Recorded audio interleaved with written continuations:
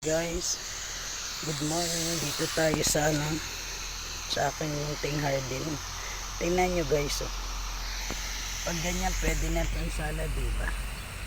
Sino yung mga kumakain ng radish salad yun?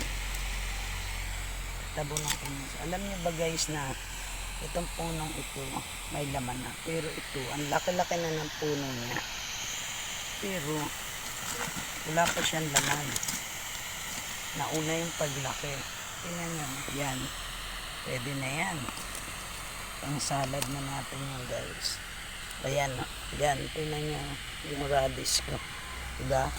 Pwede na siyang pang salad. Kukuberan ko muna siya guys para mas lumaki pa.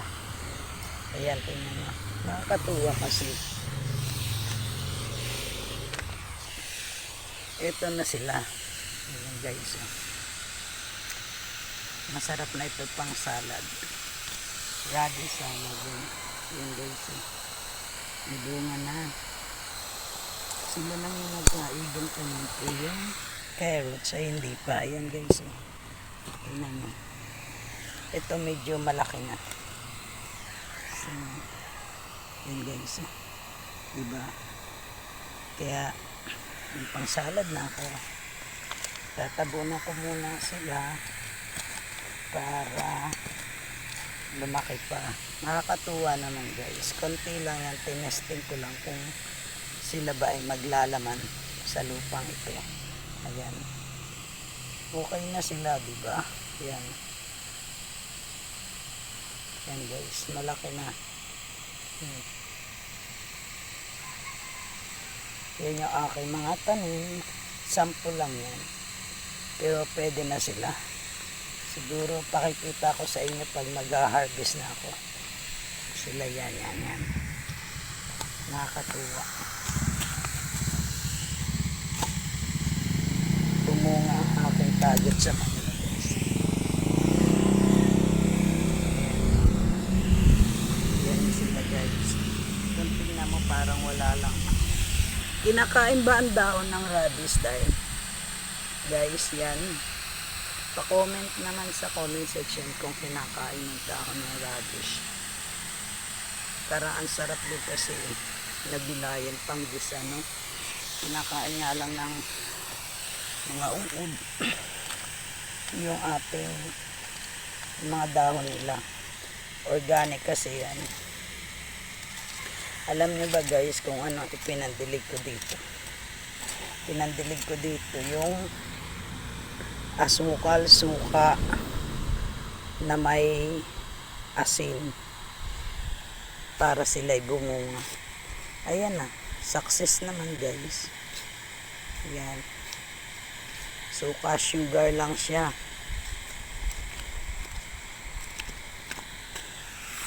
So yun lang guys. So bye bye guys, ang ating mga radish. Hello, bye. See you. Wala yung aking mga kamatis guys yan. Marami siyang bulaklak yan. Ayan. Ganon din ang pinandilig ko sa kanila. Ayan guys. Oh. Marami na ulit sumisibol. Ayan. Marami na ulit maliliit. Ayan. Actually nakapitas na ako dito guys ng 4 na piraso. Yan, tapos ito pa. Tapos ito mga palagay siyang saging ko. So, excuse me. Yan. So, yan guys. At ito naman yung mga papaya kong pinanin. Yan. Yan guys ay nakahiga para just in case na lumaki siya, hindi siya tataas.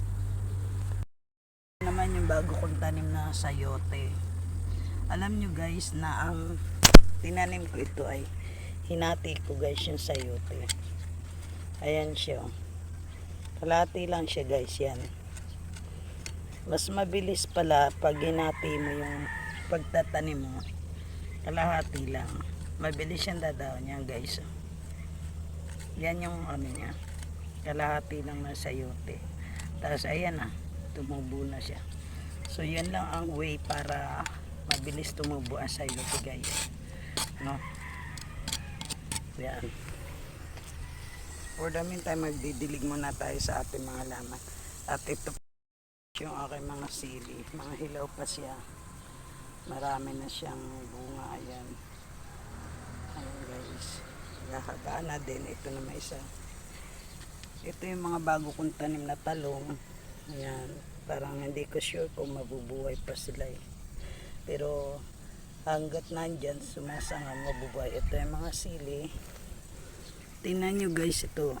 Melon yan. Bulaklak siya ng bulaklak pero siguro bata pa kaya hindi pa naman nabuo. Ito mga tanim ko sa aking simple garden. Ayan guys. Kamatis, talong, sili, bumubunga na siya. Ayan. At dito naman sa akin si tanglad, ginagawa kong tea sa umaga. Ayan. Ayan guys. So yun lang naman guys, pinapakita ko sa inyo. Ito mga radish to na. Ito guys, bagong punla ko yan. Yan. Mga radish. Ayan. So dito tayo sa ating munting garden guys. Ayan, may papaya pa rin doon. At yung talong na yun, namunga na yun guys. Bumubulaklak na yung uli okra. So guys, maraming salamat sa inyong pag-subscribe sa akin. At sana follow nyo rin ang aking Facebook page sa mga hindi pa nakasubscribe sa aking channel, subscribe naman po kay Tita Mars Vlog. Salamat po ng marami at naway maibigan ninyo aking mga munting tanim sa aking munting sa aking munting garden. Yan. Aanihin na natin yan guys, yung radish sa 25 ng March nitong buwan na ito.